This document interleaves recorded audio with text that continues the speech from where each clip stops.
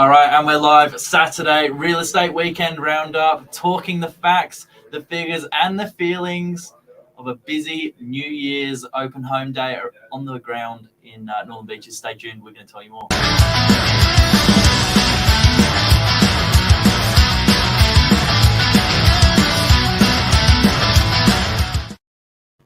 Good afternoon, Glenn. Good afternoon, Billy.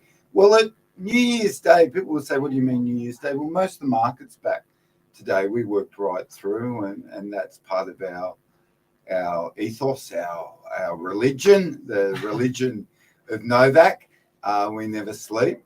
But most of the agencies came back, say, the 15th, and that opens out. We saw numbers in DY of properties rise from 25 to 46, so about 42%. Yep. However, the opens were still busy, Billy. Opens were busy. You were out opening half of DY as well, Glenn. Billy, you're very kind. You're very kind, Billy.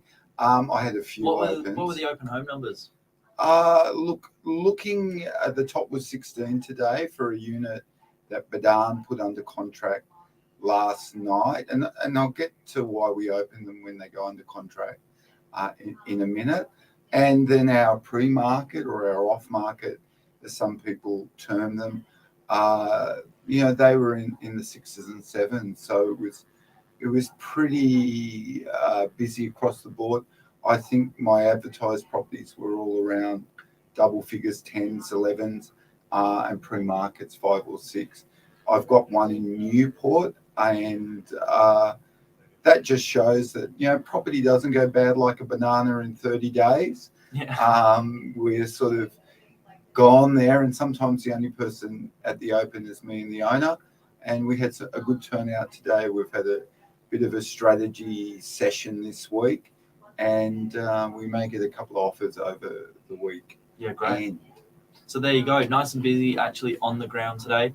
And I think you said it well, Glenn. We've got New Year's resolutions behind us. Although it doesn't feel like a New Year's Day for us, I think it did for a lot of the buyers, because they do notice there is stock trickling back in now with everyone almost back to work.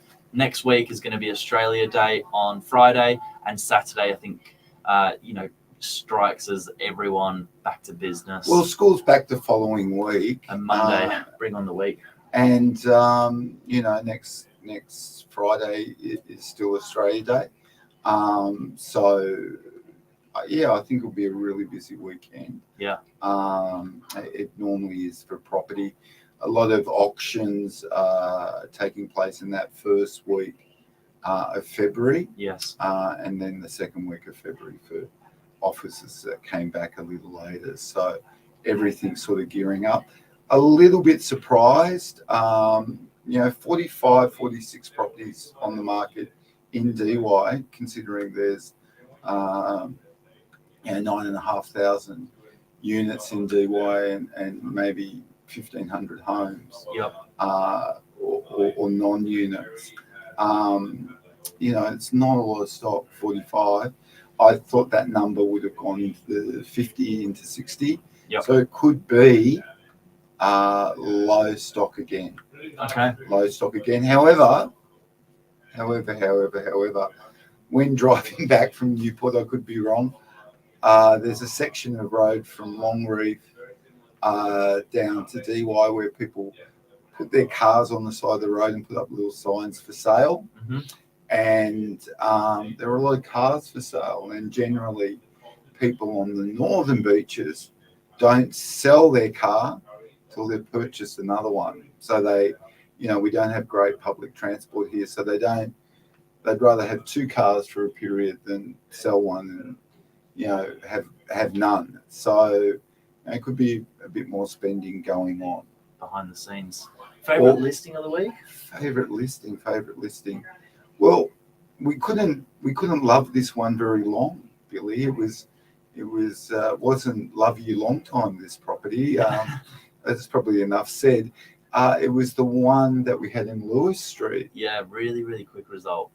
Bingo, bango, bongo. Team Lisa Novak, Xanthony involved there, putting a deal together, and had a buyer's agent involved. We'll segue into that in just a moment, but we will touch on the benefits of having a buyer's agent representing their client in So the transaction. this sort of is two topics in one.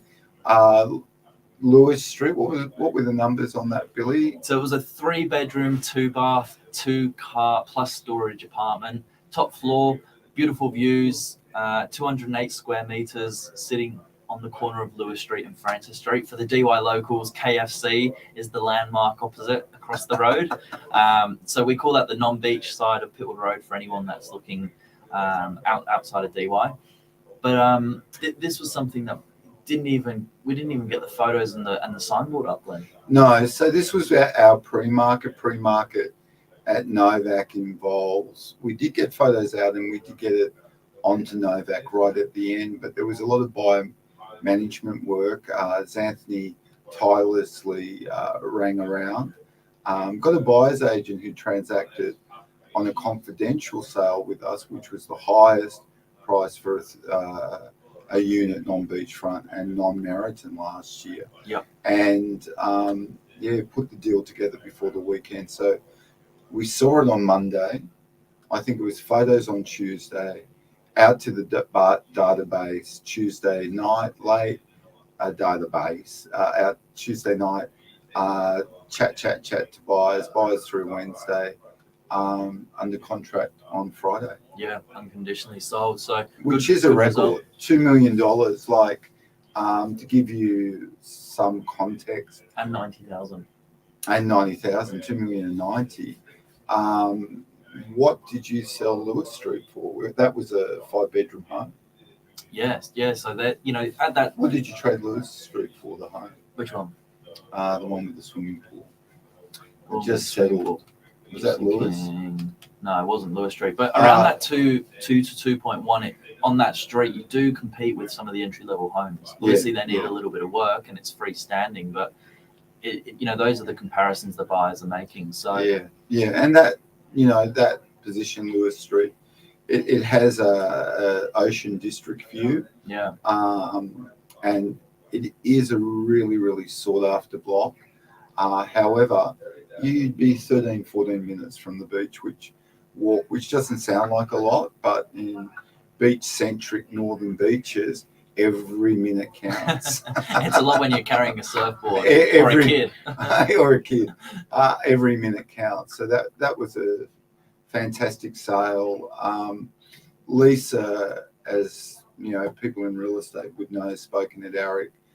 Josh Testerlin speaks internationally about the power of pre-market. Yep. And it was shown there. Yeah. So fantastic sale. A couple of entry-level units sold. So, a week of probably 4 sales for us, really before anyone else has started. So team's pretty happy with that. Rentals. How's that going, Billy? Yeah, busy again. Leonardo put a good lease together. A property that actually came on board with our team 18 months ago now. This was a property that had some work going on in the building. That's not a problem. You can still lease your property even if there's lift maintenance going on or something outside of the apartment. Don't worry, you just need to communicate that with your prospective tenants. But this was a property that we rented 18 months ago for $775, has just been relet for $900 a week. So the rental adjustments continue as properties become available again. Relet in the current market, that there has been a catch up. I think again we say it week in, week out, but if you are navigating the tricky world of a tenant or a landlord in the rental market at the moment, just get in touch with the team. These guys are really, really well versed in everything they do. Yeah, or if you want to become an investor too, or property provider, we like to call them, because it's not owning an investment property. You can have great capital appreciation on the asset.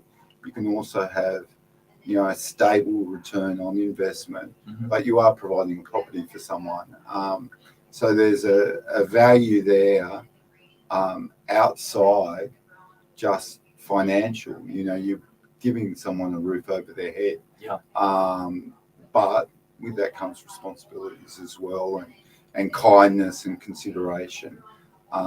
So, you know, if you want to become a property provider, a landlord, an investor, more than happy to help you, and also give you the, you know, the truth around it. You know, like you will make money on capital appreciation. You will get a return on your investment, but you know, you will have to fix toilet cisterns. You will have to paint it and put carpet in it and those things. But you know, you are giving.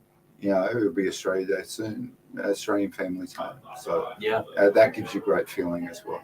Anything else to add, Glenn? No. Community announcements for the week? Community announcements. Well, it's Australia Day next Friday. Yep. Public holiday Friday. Public holiday.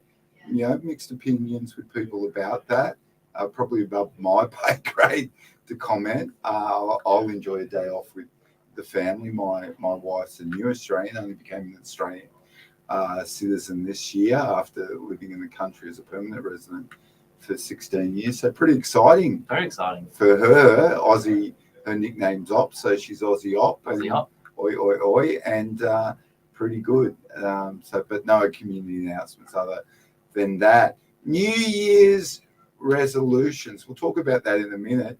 Buyer's agents. Billy's made a couple of sales with buyer's agents recently, and Lisa's sale was through a buyer's agent as well. Happy to give a name, Emma Cameron, who was a highly, highly successful agent on the Northern Beaches and now runs must be a pretty successful buyer's agents firm, because we've put together just in 2 transactions over $5 million worth of sales. So buyer's agents, Billy, yay, nay, or gay? I don't know. G'day. What are they? Look, guys, I think they've certainly got a really good place in the market. Glenn gave 2 really good reasons off air why you might choose to engage their services. One, if you're time poor, these guys are on the ground. They're obviously able to do a lot of the heavy lifting of property inspections, reporting back to you, pre-settlement inspections. I've seen these guys do the lot. And second reason, if you're overseas or you've got got an overseas trip planning, but you can't put your search on hold, these guys are obviously local experts. They're on the ground. They can help. And between the team, they don't do all the work. They're in partnership, with a lot of local agents, and between the team and working with your solicitor and your broker, they kind of click in like a missing piece to the puzzle. It fills the full picture, and you can get the job done. Yeah, look, I would echo what Billy's said. I think there are people that when they do the calculations of what they earn and the time they give up looking for a property, they may be better suited to get someone else to handle that task. We sort of outsource a lot of things, teaching the kids how to play soccer, and people, shopping, getting our groceries, and all these sorts of things.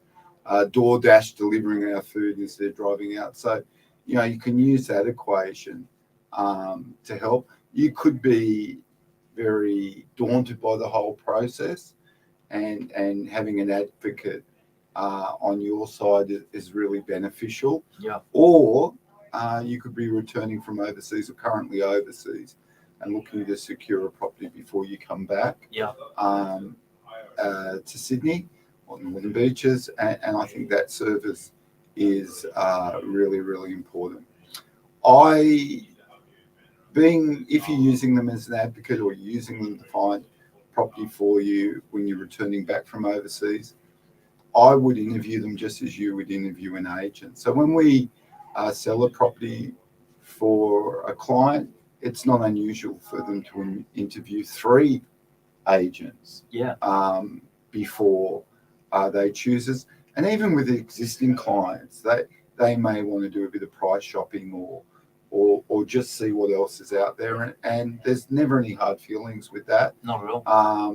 We want the people that choose us to market their properties or find them a property to feel that we're the best people for the job, and that they have the confidence that we will get the job done.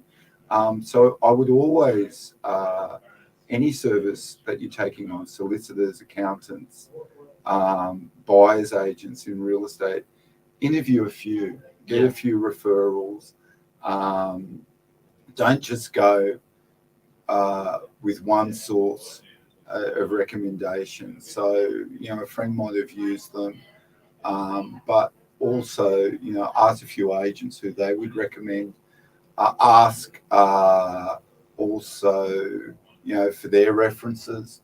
Ask, you know, your solicitor who they might recommend, and then get a short list and interview them. That's it.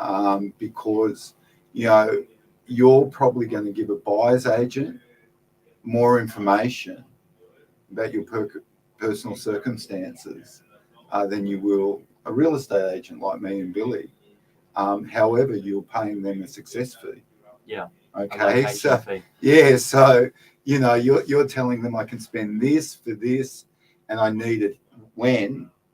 That's pretty critical information. Like, we as an agent, we might be able to, you know, ask you a few questions and get the gist of it, but generally you'll keep that private from it. So you've got to make sure that once you give that information to a buyer's agent, they're not just going to slot you into something and get a fee. They're actually going to be the person that, you know, really works as your advocate. I think that's the topic for barbecue bits. That is the topic for the weekend. But if you do need help, you know, buying, searching, tenants, landlords, whatever your needs are property wise, we're here to help. And it's been a busy weekend.